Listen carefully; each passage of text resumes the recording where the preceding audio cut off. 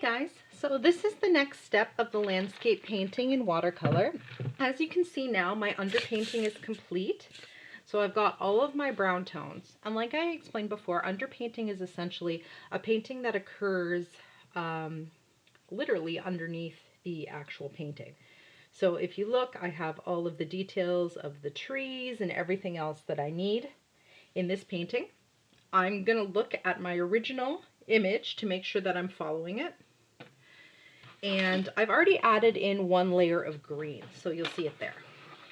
Now I've got my watercolor paints, so I'm going to put them over here so you can see them, so you can see what I'm doing. And I'm constantly going to look back and reference my original image. The point here is to keep adding layers so that you get the colors that you want. And with watercolor, that isn't just a matter of mixing a color and throwing it down. Watercolors work like glass. So you have to keep adding layers, keep mixing colors, and using that to make it more interesting and to make it more vibrant.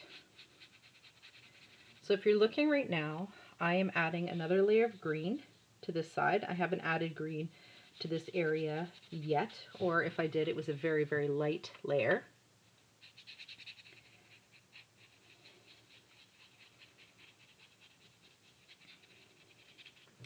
Okay, and same rule applies as everything else. I want to keep working in a circular motion. So I want to paint a little bit, then stop for a little bit and move to a different area, and then go back. Okay, I don't want to be in a situation where I'm overworking one area and the paint starts to lift and it becomes too difficult. If you ever see a situation where the paint is starting to peel or the water isn't absorbing properly, it's just sitting on the page, that means that the paint and the, sorry, the paper is too wet. And if the paper's too wet, the water won't properly absorb, which means that it's just going to sit there and ruin your painting. So I'm being very careful over here because I don't want to get the green onto my rocks. So you want to be gentle and pretty careful around the areas when you're doing this. Now this is going to take a lot of time to do. And unfortunately, I am not a techno genius, so I don't know how to do a time-lapse video yet. Maybe one day. So what I'm going to keep doing is just keep adding layers. And keep looking at my layers. Okay, so if you look here, I'm going darker for the back.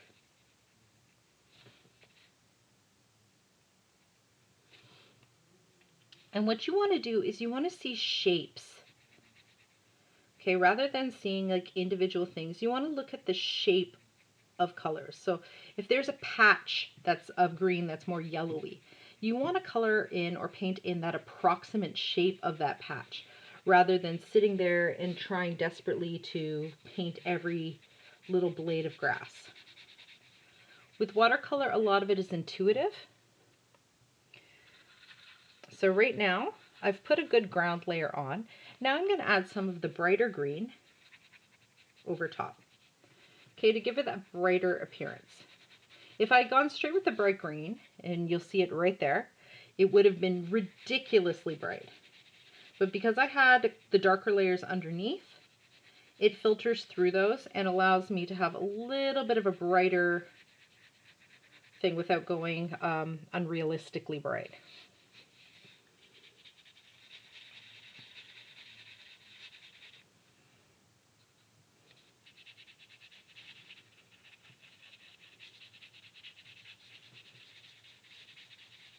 Okay, so if you're looking here, you'll see that this is not really absorbing anymore. That means it's my cue to let that be and to move on to a different section.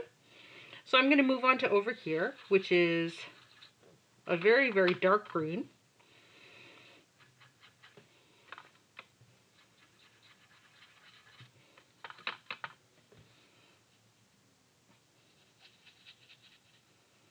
Okay, and because I've made the shadow here so dark, I'm probably not going to have to do a lot of work painting it in. In the original drawing or the original photograph, it is very dark, so it looks almost black. But I'm just going to throw it down. Okay, so I'm just putting that color down and then just letting it be. I am going to add a little bit of black, and I know I've told people to be very careful with your blacks, and that's what I'm doing. If you look, the black that I'm adding is very minimal. And it's only going to be in certain areas. And probably the only reason I'm adding it right now is I'm kind of painting wet on wet, meaning this area is very, very thoroughly soaked with water. And I'm just going to lay that down for a little bit and let it go.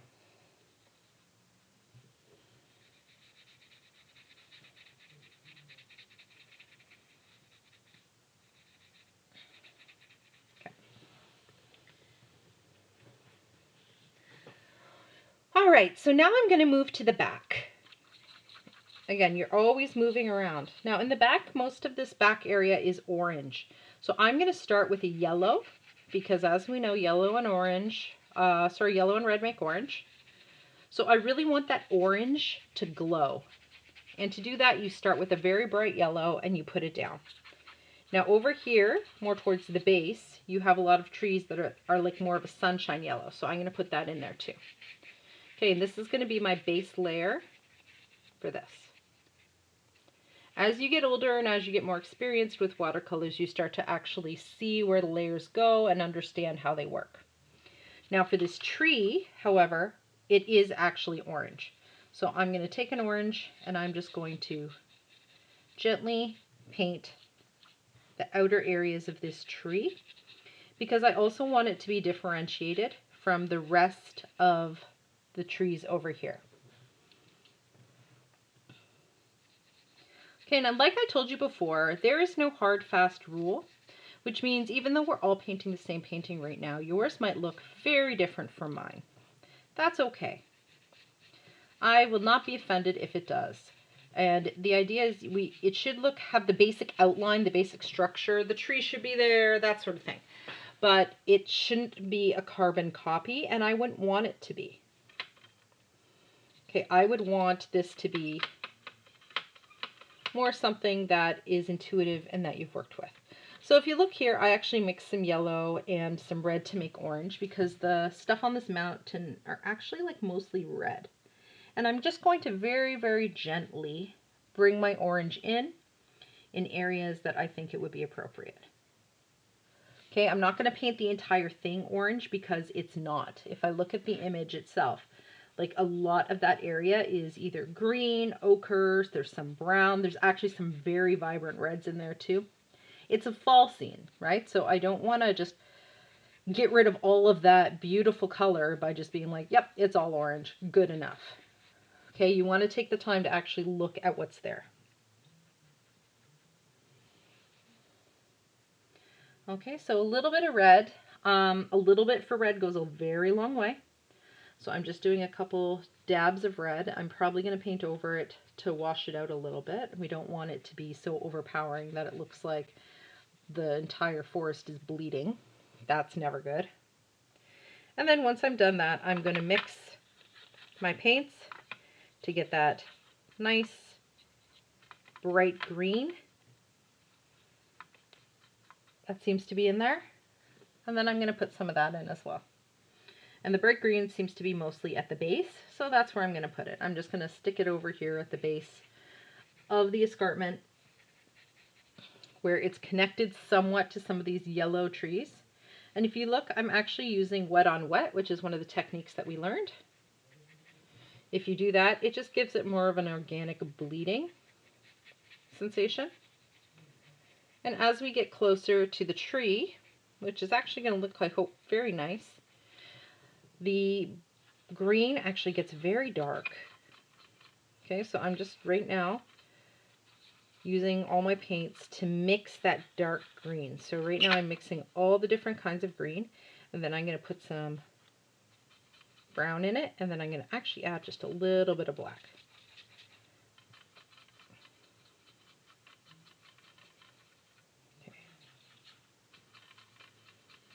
Okay, I think that's good. All right, and then this is all around this area of, there's almost like an area of trees right here. So I want to put that in. And I want to make sure that it adheres to the tree.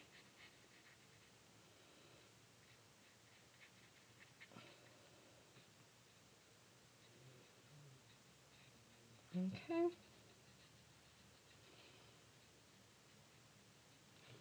I want to try and respect where it sits. Like I said, the stuff obviously isn't exact, but you want to try and do your best to make it that way. Now I'm also taking this dark green and I'm just adding a little bit of it here and there, not for any particular reason other than to tie the painting together, right? I just don't want one splotch of dark green being it. I just want a little bit everywhere. You can even add it to other areas where you might not have previously had it. So I know that the areas around the road and around the sidewalk with grass tend to be a little bit darker. So I'm going to add that in and just make it look a little more connected. If you use the same colors other places in the painting, it gives the painting a sense of unity. Okay? If you just use like specific colors and then they never ever appear again, it kind of takes away from the painting. It makes you feel like the painting doesn't have that unity, like it's just random. So again, just taking a little bit of that darker green and adding. Now, this is the stippling method. Some of you may remember it.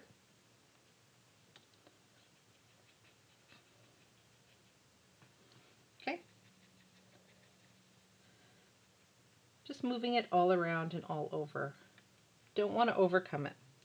Okay, and the last part that I'm going to do too is brown. Obviously there's some brown in here. I'm going to mix the brown in. This is a umber, so it's a very warm brown. I'm going to put that in here. Actually, I'm going to make it a little bit darker. So I'm going to mix it with some of the sepia brown that I've been using. Okay, a little bit more. And you can put some black in there too. Okay, so that's a pretty nice dark brown. Now what I'm going to do is just add little areas, because even if you look in the woods, there are tiny areas where the leaves of the trees are leaving gaps. So you're going to get those areas that are just dark and like a little bit of contrast. Those areas are cool. I don't want to take away from that. I don't want to, just because I'm not using black or I'm trying to be harmonious, I don't want that area to disappear.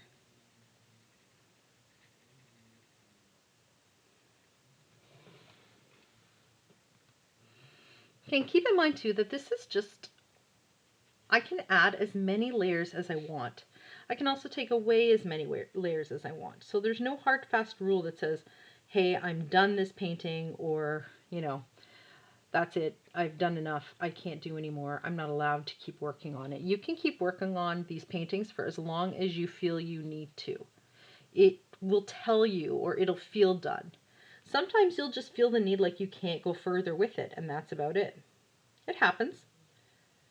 So art, remember, is very organic. Painting more so, especially with watercolor. You just kind of go with it.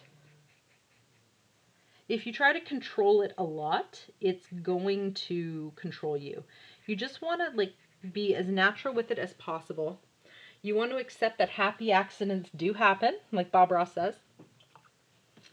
All right, so one of the cool things here is this is entirely kind of like greens and yellows and warm tones.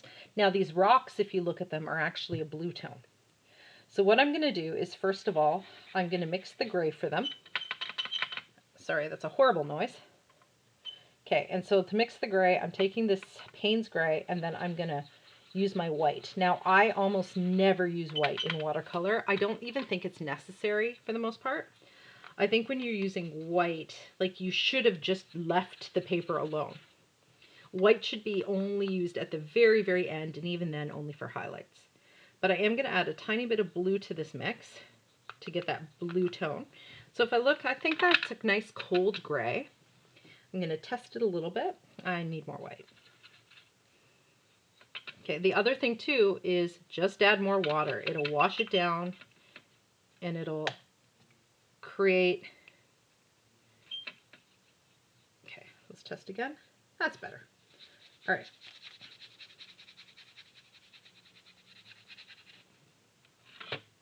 So obviously this isn't going to be an exact color because I shaded it with sepia. So I shaded it with brown, and even in the original rock, there's probably very little brown. I'm okay with that. I tend to, if I'm shading the thing, shading a picture, I tend to shade everything with the one color to tie it together rather than jump around and use sepia in one area and black in the other. Like I said, these things aren't an exact science, so no one's going to get mad at me if they're like, that rock is more blue than brown and there's no gray in there. Like, no one's going to call me on it. Okay, so this is me adding white. And if you look, the white is very, very stark, right? Because it's almost chalky. This is kind of why I avoid using white in a lot of situations.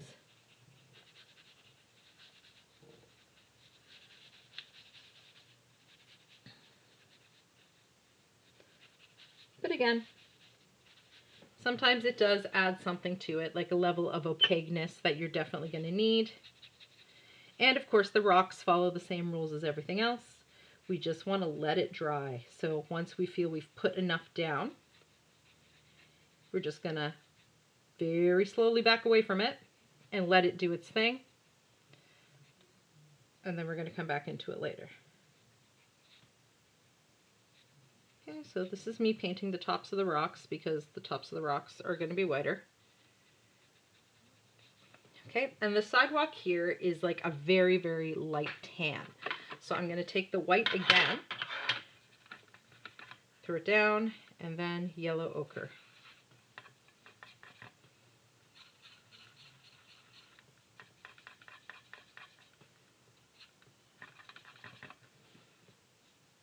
That's about right. More ochre.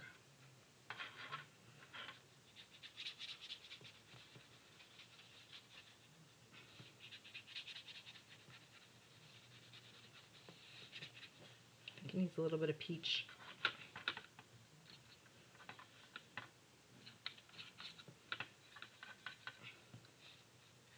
That's better. That's a better color.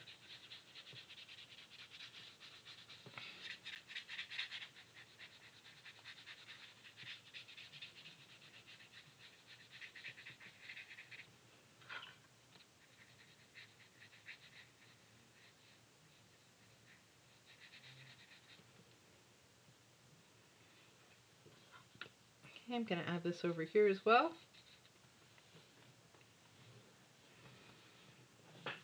And then at this point, the grass is dry again. So I can start working into that once more.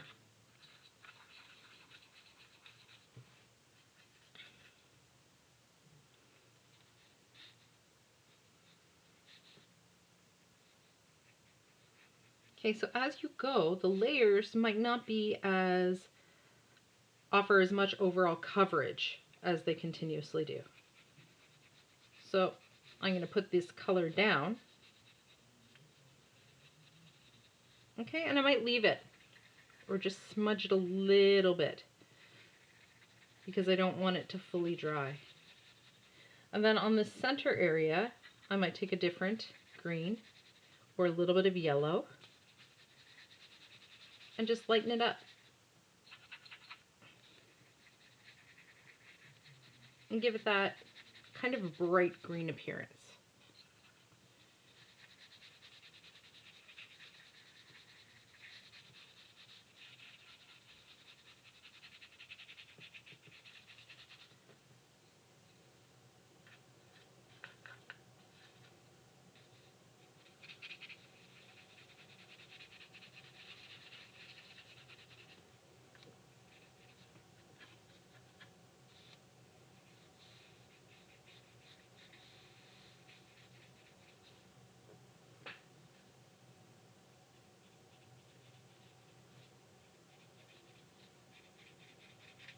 Okay, so you keep adding and keep going and putting more layers and more layers and more layers.